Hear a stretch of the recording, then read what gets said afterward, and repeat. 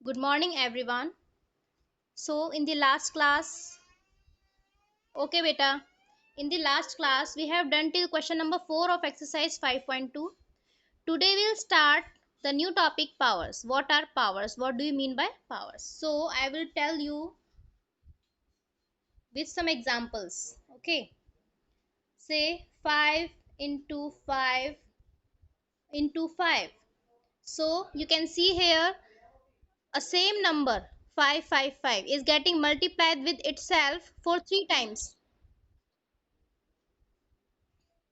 Here you can see 5 is getting multiplied with itself for 3 times. 5 into 5 into 5. 5 जो है वो खुद से ही 3 टाइम्स मल्टीप्लाई हो रहा है.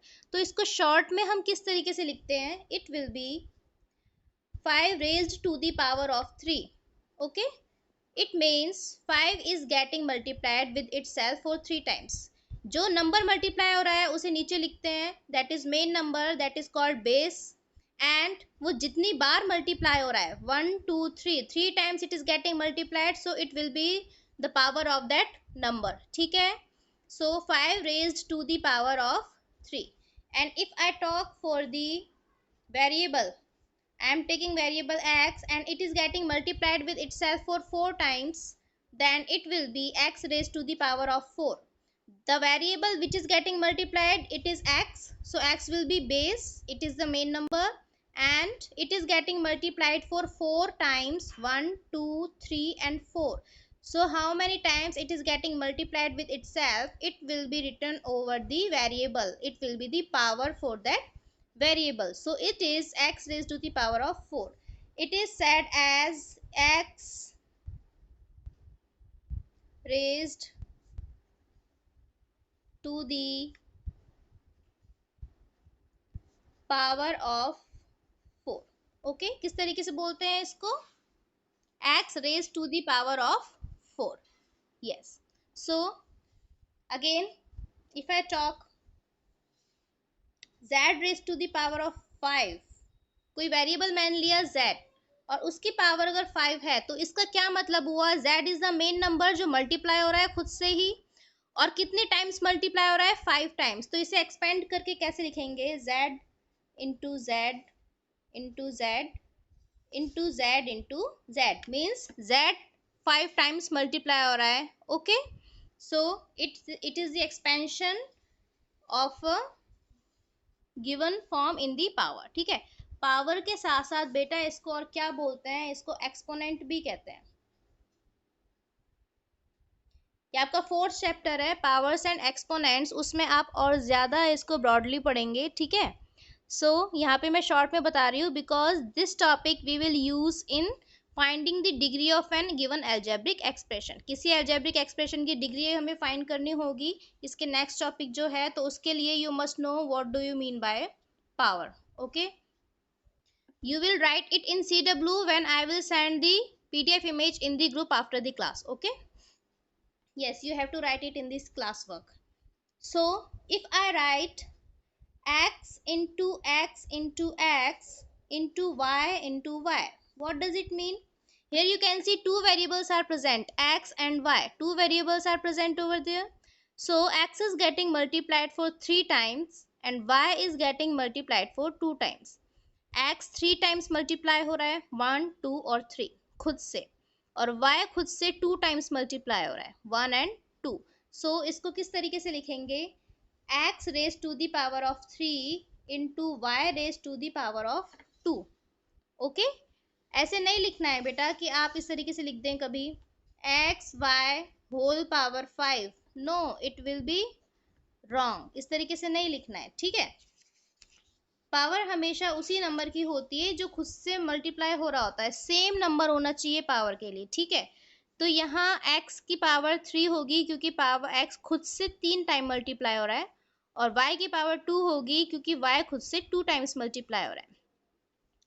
अब you know, if multiplication sign is between two variables then we can remove it, so it will be x cube y square.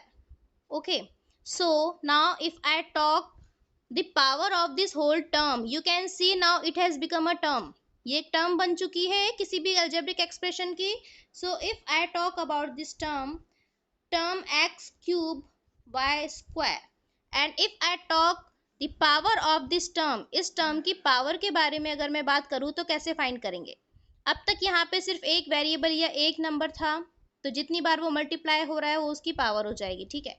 But यहाँ पे मैं पूरी टर्म की बात कर रही हूँ, किसी एक पर्टिकुलर वेरिएबल की बात नहीं कर रही। तो किसी भी टर्म की पावर हम कैसे फाइंड करते हैं?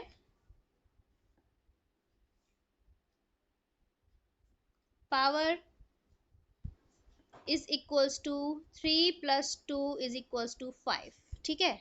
ये जो टर्म आपको दी हुई है एक्स क्यूब वाई स्क्वायर, जब पावर 3 होती है इट इज कॉल्ड क्यूब, और जब पावर 2 होती है it is called square. So x cube y square आपको जो पावर दी हुई है, इनको आपको ऐड कर देना है, तो इट विल बी 5। तो power of the term, term की पावर कितनी हो गई? 5, ठीक है। सेपरेटली बात करें, अगर वेरिएबल की पावर्स की बात करें तो x की पावर 3 है, y की पावर 2 है, बट लेकिन अगर पूरी टर्म की बात करेंगे तो जितने भी वेरिएबल्स उस टर्म में प्रेजेंट हो रहे हैं उनकी पावर्स को ऐड कर देते हैं, तो टर्म की पावर निकालने का this is the method, that to find the power of a given term, add the powers of all variables present in that term.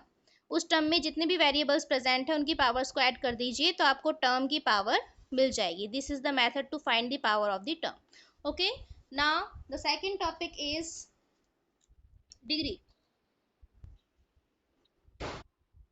The next topic is degree of an algebraic expression. किसी भी algebraic expression की degree कैसे find करते हैं? What do you mean by degree of an algebraic expression? So degree of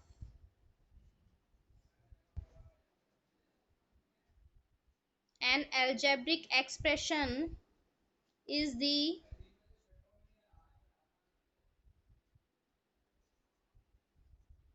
highest power of the term in that algebraic expression। बहुत ही simple है ये, आपको ये स्टेटमेंट में हो सकता है थोड़ा टिपिकल लग रहा हो, बट जब मैं इसको समझाऊंगी तो it will be very simple for you. Okay,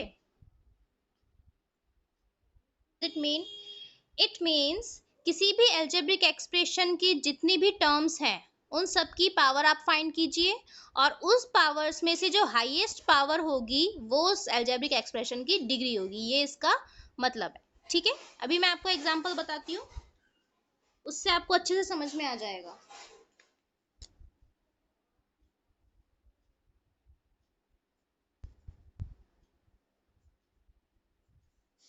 to x square minus 3xy square plus x4y, ठीक है।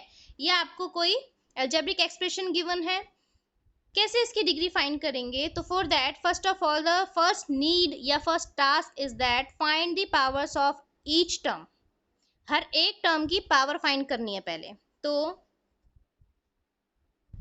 Power of terms is equals to, इन टर्म्स की पावर क्या होगी, ठीक है। देखिए, in the first term only one variable is present. यहाँ इस टर्म में जब मैंने लिया था दो वेरिएबल प्रेजेंट थे इसलिए उनकी पावर ऐड की थी, लेकिन अगर सिर्फ एक ही वेरिएबल प्रेजेंट है तो उसी की पावर लेनी है, ठीक है, क्योंकि दूसरा कोई वेरिएबल ही नहीं है, तो फिर हम वो पावर ऐड किस में करेंगे, ठीक है बेटा। It will be clear in some time, Harshita. So its power is 2, the term of this power 2x square is 2।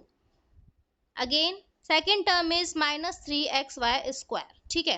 यहाँ आप देख सकते हैं टू वेरिएबल्स प्रेजेंट है x and y। x raise to the power कितनी है यहाँ पे? 1, because no power is written over it. x के ऊपर कोई पावर नहीं लिखी, इसका मतलब उसकी पावर 1 है, तो दोनों की पावर ऐड करनी है, यानी कि 1 प्लस 2, तो कितना हो गया?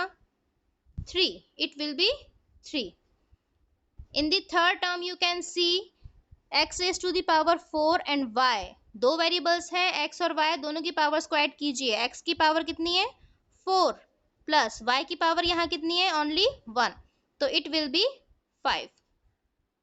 Now we have find the powers of three terms. तीनों टर्म्स की पावर हमने फाइंड कर ली है, 2, 3 एंड 5। अब इन तीनों पावर्स में से, इन टर्म्स की जो तीन पावर्स हमें मिली है, इनमें से हाईएस्ट नंबर कौन सा है? Tell me. Yes, it is 5. Other students please tell me.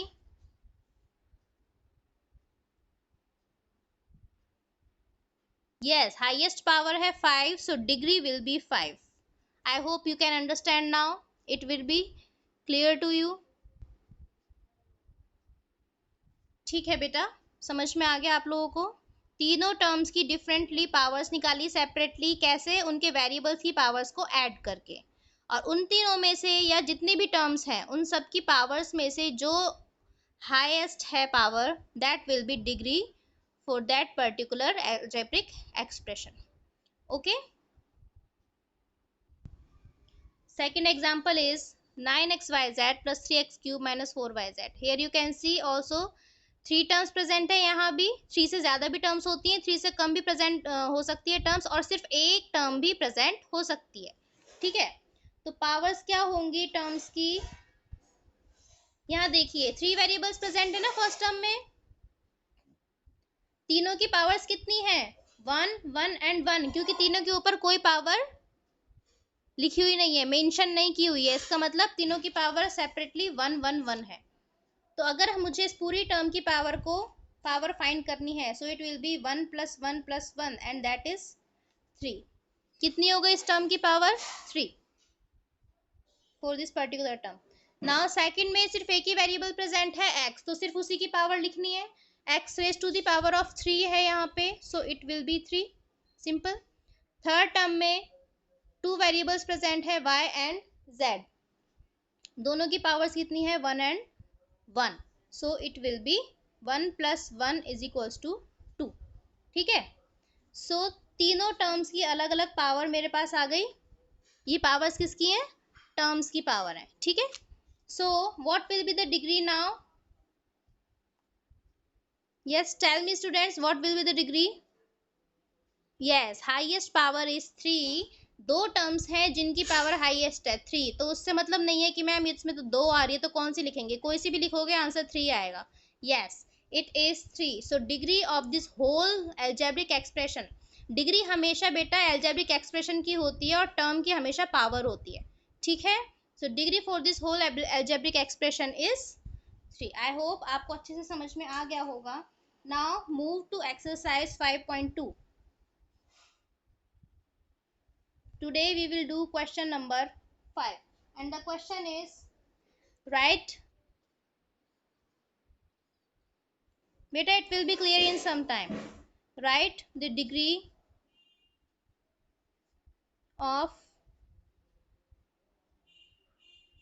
following algebraic expressions. AE मतलब algebraic expressions. I am writing it short form. Okay.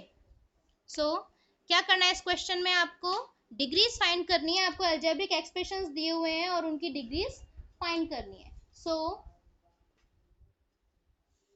its A part is 3xy plus 3xy square, sorry, plus y cube plus x raised to the power of 4. Okay, this is the A part. Yes, good. So first of all we have to find the power of terms here. So powers क्या हो जाएंगी? Here two variables are present, दोनों की power 1 है, तो 1 + 1 is 2. Okay, second term में again two variables present है, x raise to the power 1 and y raise to the power 2, दोनों की पावर्स ऐड करेंगे तो 1 + 2 विल बी 3. थर्ड टर्म में सिर्फ एक ही वेरिएबल है, तो उसकी पावर है 3, सो इट इज 3 ओनली. और फोर्थ टर्म में पावर 4 है, एक ही वेरिएबल प्रेजेंट है, तो उसकी पावर होगी 4. Now you can find the highest power. Yes, it is 4. So the highest power is 4 in the terms, hence it will be the degree of the given algebraic expression. Okay.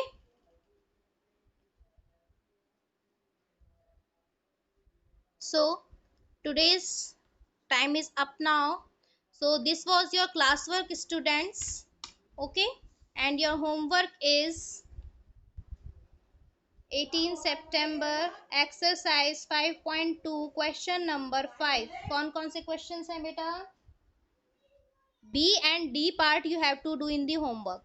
Question 5 B and D part you have to do in the homework. ठीक है, मैंने आपको एक question करवा दिया है question 5th का, और पहले दो एग्जांपल्स भी करवा दिए। आई hope you can do both of these parts of question 5 easily. Okay, thank you class.